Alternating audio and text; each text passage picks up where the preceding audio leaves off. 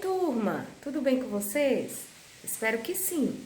Estou eu aqui de novo para que juntos possamos fazer um breve resumo do primeiro capítulo de Geografia, que temos como tema Planeta Terra, a nossa primeira casa.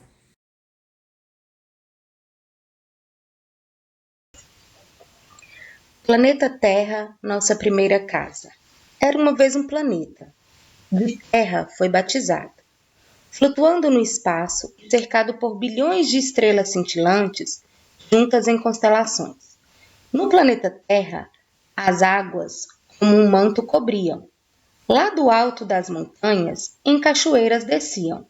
Estavam em toda parte, feito uma obra de arte. Poema de Victor Calvin.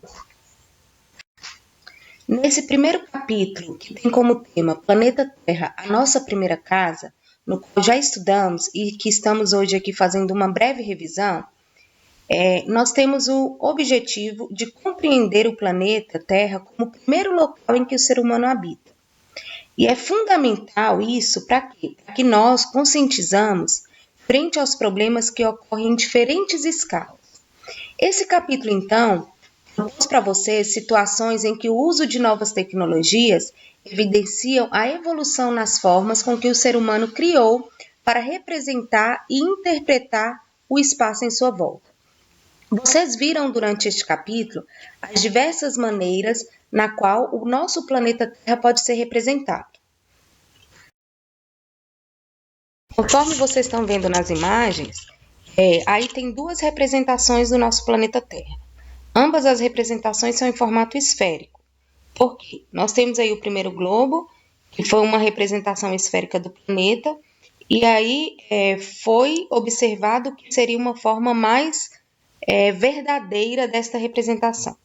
Com a evolução, foi surgindo e aí hoje nós temos o globo terrestre moderno, né, que com novas tecnologias foram adaptando esta representação aí. Porém, não deixou o seu formato esférico. Por que esse formato esférico? Porque com esse formato, nós conseguimos interpretar com mais facilidade a localização dos países dentro de cada continente.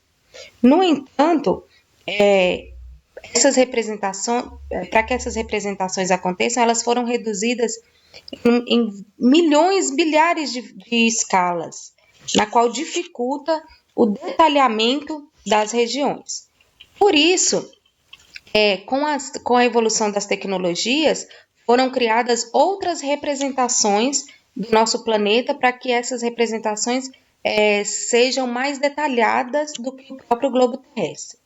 E aí foram criados mapas, imagens de satélites, planisfério, para que a gente possa identificar com mais detalhe cada região. Vamos ver agora a representação da Terra em outras culturas. Será que desde sempre, há milhares de anos atrás, essa representação do planeta Terra é a mesma que a gente vê agora?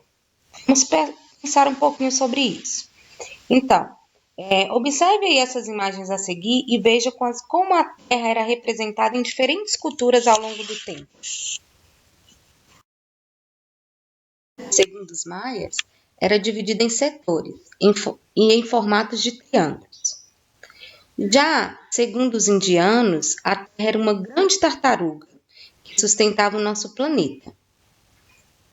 Já as representações dos coreanos mostram que a Terra é plana. A Terra dos gregos antigos era redonda e os oceanos estavam ao redor do planeta. Olha só que curioso!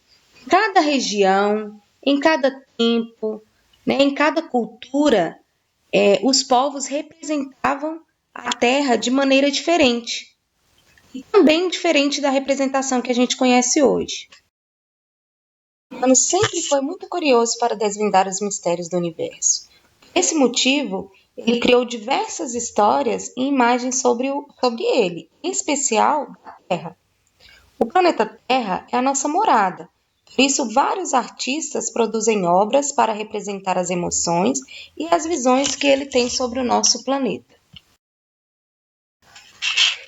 De uma coisa nós aprendemos e nós sabemos que a representação do nosso planeta Terra ele é feito em formato esférico. Uma vantagem de usar o globo terrestre como forma de representar a Terra é que ele permite visualizar com mais facilidade os movimentos que a Terra realiza. Observe aí essa imagem. Esse movimento nela, a representação de uma linha imaginária que corta o planeta do polo norte ao polo sul. Essa linha imaginária é chamada de eixo de rotação. O tempo que a Terra leva para dar uma volta completa ao redor de si mesma é aproximadamente 24 horas, no movimento de rotação. Apenas uma das partes do planeta recebe a radiação do Sol. Neste momento, na parte iluminada é dia, e na outra é noite.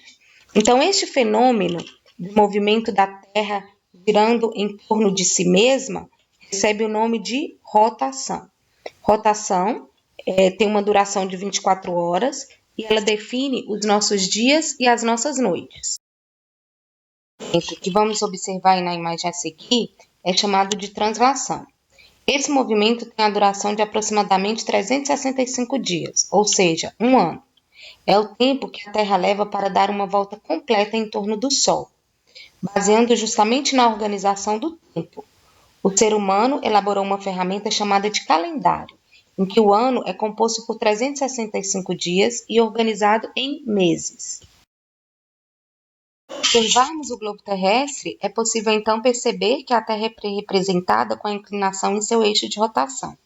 Essa inclinação e o movimento de translação fazem com que os raios do Sol cheguem até os diferentes pontos do planeta com intensidades diferentes ao longo do ano. Como consequência desses fatores, ocorrem as 4 estações: primavera, outono e inverno.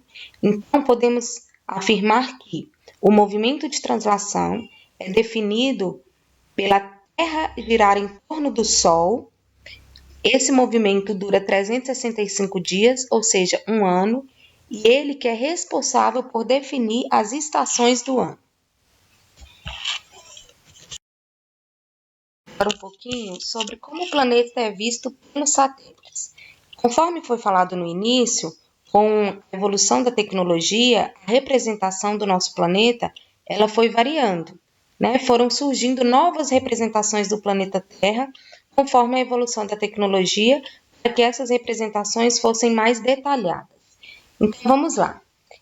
Ao longo da história, a humanidade não só acumulou conhecimento, mas também desenvolveu técnicas e tecnologias que permitiram às pessoas a conhecerem e a representar os espaços que antes não existiam, né? Então, atualmente, com as novas tecnologias, as imagens geradas pelos satélites artificiais podem apresentar informações detalhadas sobre o relevo, as construções, as vegetações. Essas imagens têm sido mais usadas, então, para elaborar mapas bastante precisos e para fornecer informações que contribuam com a previsão do tempo.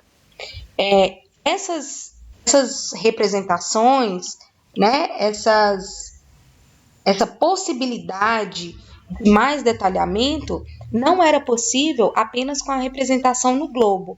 Então, com o surgimento das novas tecnologias, com as imagens de satélite, foi possível ver com mais detalhe, com mais precisão, cada região.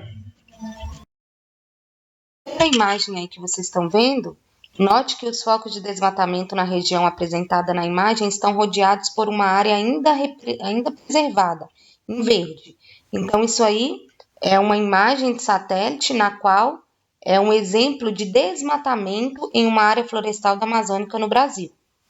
Possibilidade que antes não podia ser vista com a representação apenas do globo.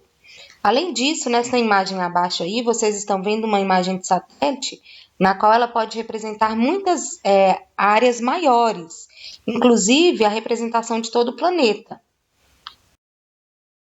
a partir de várias imagens de satélite. Uma outra representação do planeta Terra que nós conhecemos é o planisfério. O planisfério traz a representação de todos os continentes e oceanos no mesmo plano, além também de indicar a escala da imagem. No planisfério, é possível ver linhas traçadas. Essas linhas, elas são linhas imaginárias, né? Que na verdade elas não existem. Essas linhas, elas são chamadas de paralelos e meridianos. e elas foram criadas para facilitar a localização de lugares na superfície da Terra. Os paralelos são as linhas imaginárias horizontais, isso é, traçadas no sentido da direita para a esquerda. O principal paralelo é a linha do Equador, que divide o planeta em hemisfério norte e hemisfério sul. Outros paralelos importantes são os trópicos e os círculos polares. Nós temos aí, no hemisfério norte, o círculo polar ártico, o trópico de Câncer.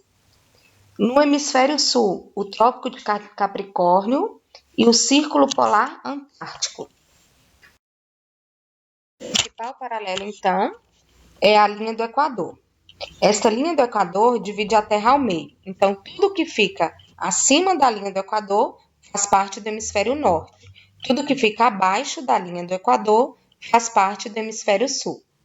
Na imagem ao lado, vocês estão vendo o globo terrestre dividido em hemisférios. Só que desta vez, nós temos aí as linhas verticais. Essas linhas verticais são chamadas de meridianos.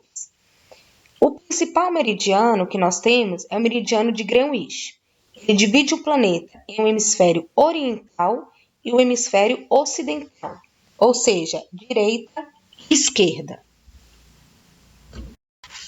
Com tudo que aprendemos, então, neste primeiro capítulo sobre a representação do nosso planeta Terra, observe aí o planisfério.